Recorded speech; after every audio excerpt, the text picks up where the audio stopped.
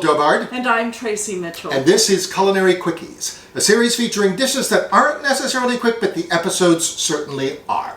Tracey, what are you making?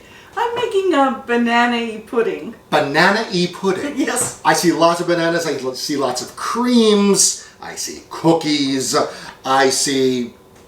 What else do I see? Oh, you see all the usual, but there's extra here. Extra. You were right in saying you see lots of bananas because we're using dried bananas as well. We're going to crush those up and put them into the pudding as a thickener, and they will also add a greater banana flavor, which I love. A lot of banana pudding recipes call for banana extract for that banana flavor. Yes. Right? This one...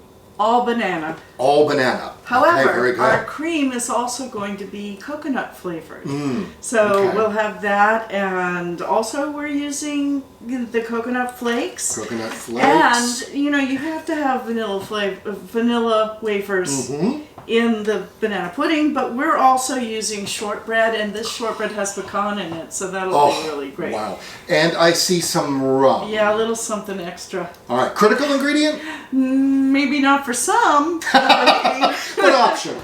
Yes. Okay, optional. very good. Listen, I'm looking forward to the mélange that this will be. But before I slip up, I'm going to peel out.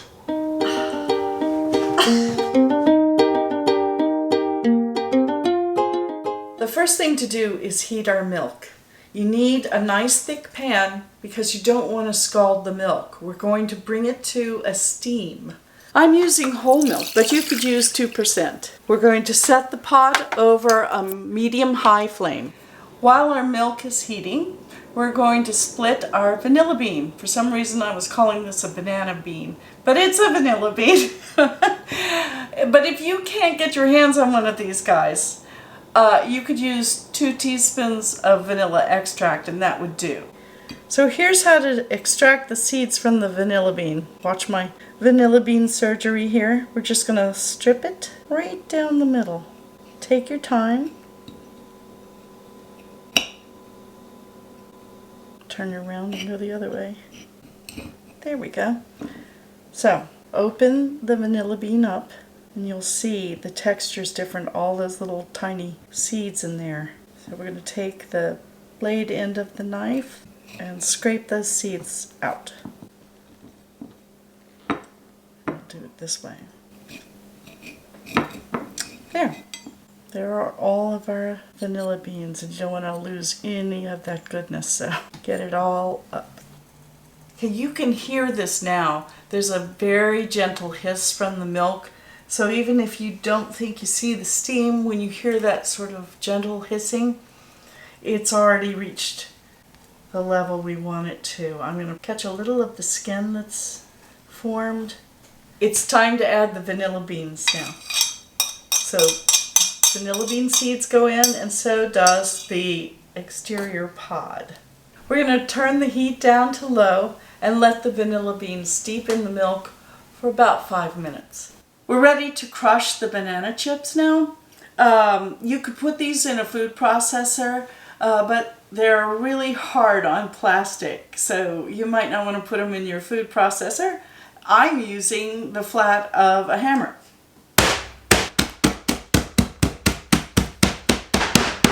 It's a good way to get out aggression.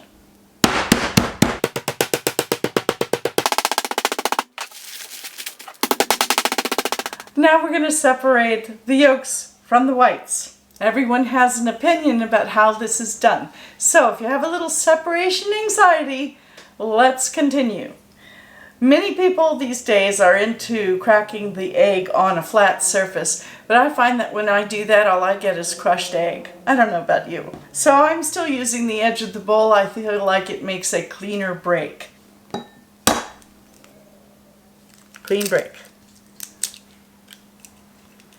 So I catch the yolk in the eggshell and do this. However, with the next egg, I'll show you straining it in my hand. See? No yolk in our whites. Nice clean break into your palm. Perfect separation every time. There you go. Now I'm going to mix up the egg yolks. Since this recipe requires salt, I'm going to add that to my egg yolks because it helps break them up and makes them much more easy to combine with other ingredients. And in this case, the next ingredient is going to be coconut cream.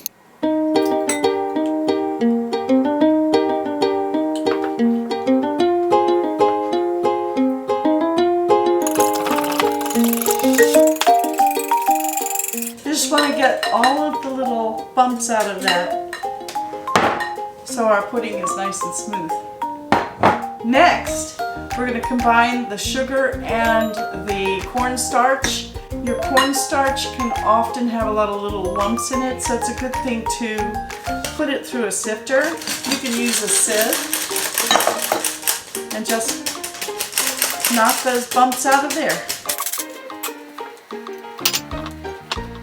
Now we're going to combine the egg and coconut cream mixture and our cornstarch and sugar. Nice and smooth. Now I'm going to remove the vanilla bean husk. Our flame is off, and it's time to pour a little bit of the milk mixture into the egg mixture. We're going to temper the eggs. This way we're trying not to curdle the eggs. So tiny, tiny bit.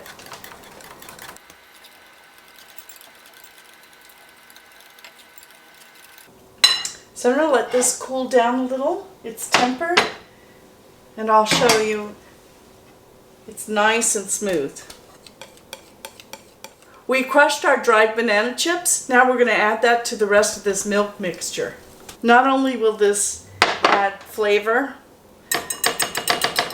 but it will help thicken as well. Now I'm going to add this to the egg mixture. You can see all the little flecks of vanilla bean and some of the chipped bananas in here. If you want it to be a nice pure yellow color, you can always run this through a sieve, but then you'll have to heat it a little bit longer to get it to thicken again, because once you put it through the sieve, it does break it down a bit. I don't mind the flecks in there. I think it's very pretty. Our pudding is nice and warm. We're going to add the butter and let it melt in the pudding while stirring. It's time to put the pudding in the refrigerator to chill, so that it doesn't form a dry, thick skin. We're going to cover it with a little bit of cling wrap. You don't want to cover the bowl, you actually want to cover the surface of the pudding. So there we go, it's ready for the refrigerator. I'm going to crush some macadamia nuts now. That one's for me. While we're at it, let's chop some shortbread. We want the shortbreads the same consistency as the macadamia nuts. It's okay if it's not all the same size. You just don't want any really large pieces. I'm going to toast the coconut now. I need a nice thick pan, something like this. And we're going to turn the heat up to about medium high. You don't need to worry about getting the pan hot first. So we just pour our coconut flakes into the pan. You could do this in an oven, but this gives us much more control. We just want them to get a little bit of color. Use your nose. Once you start smelling coconut, you'll see a little condensation on the chips or the flakes, and they're already getting a little bit of color at the edges. We've chilled the pudding and it's become nice and firm.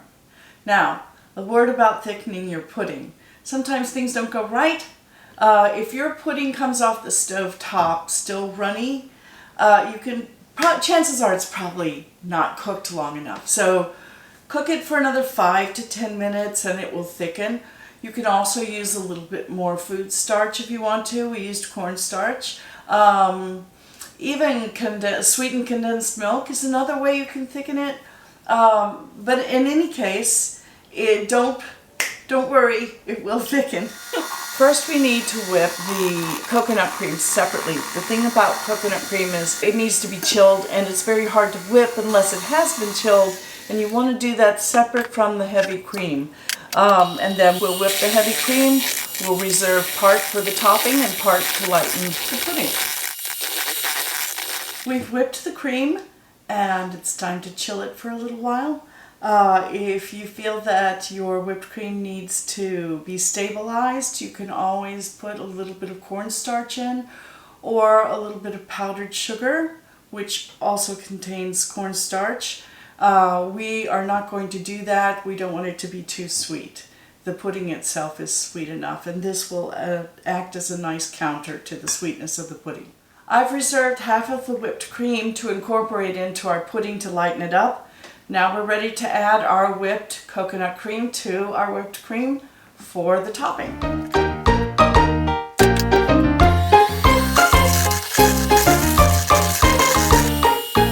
Next, we're going to combine a little bit of the whipped cream we put aside and chilled with our pudding to lighten it up.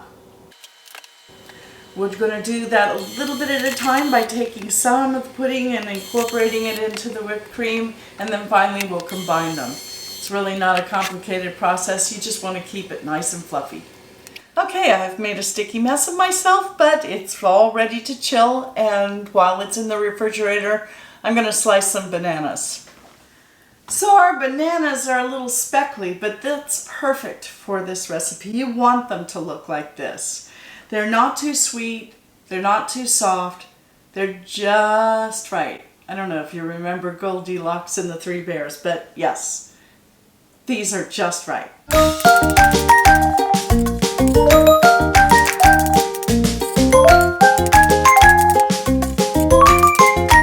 I'm making a little rum syrup to drizzle on top of the banana pudding. It's optional, but it's a great foil to the sweetness of the banana pudding. And for this syrup, I'm using dark rum, dark brown sugar, and some butter. The butter is to help the syrup congeal once it's drizzled onto the cool surface of the banana pudding.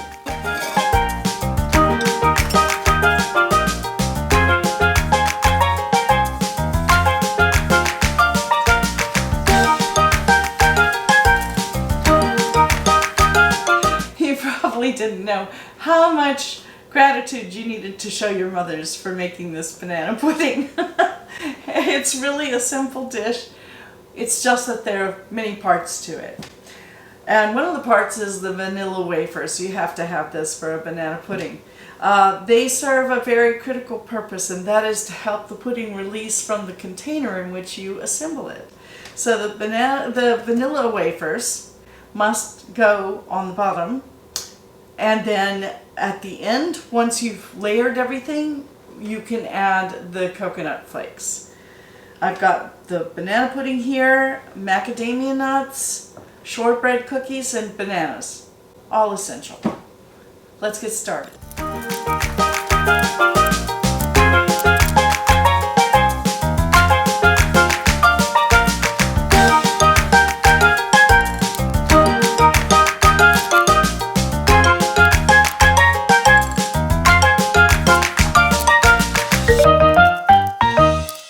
It's topping time.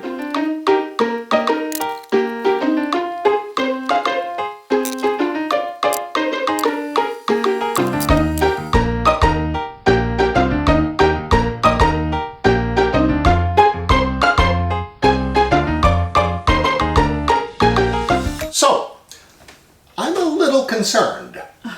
You promised our viewers banana pudding, and this is a mere trifle.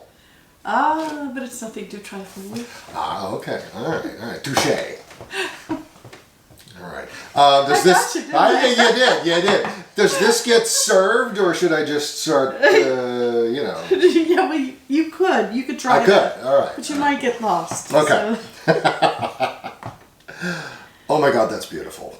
There's so much going on in this pudding. So much. You're going to tell us about that. Okay. Yes, All right. there are many layers. Okay. Oh, wait. There's more. Yes, this is the last layer. Okay. All right. This is what is this? This is a rum sauce. A rum sauce made with rum. Yes. Rum. Which we'll talk about in a moment. Yes. Okay. Shall I try it? Please. All right.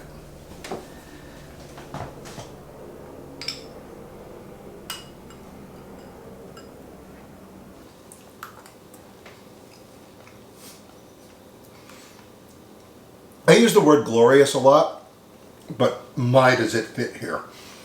Can you tell us a bit more about what took place here? Well, this is actually an easy recipe. It's just got many layers. But this is something you could have the family or friends join in making. It's epic, but it's a lot of fun. And it's so delicious. So it's kind of a full meal. I mean, there's protein in there, right? Oh, yes. You got nuts, you got eggs.